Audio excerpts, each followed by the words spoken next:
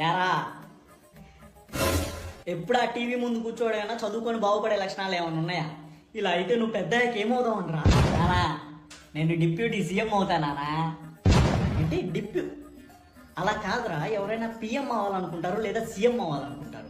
నువ్వేంట్రా deputy CM అవుతా అంటావు? అది కాదన్నా, ఈ పిఎం సీఎం కంటే డీసీఎం అవ్వడం చాలా ఈజీ నానా. ఆహా, ఎట్టా? చాలా సింపుల్ నానా.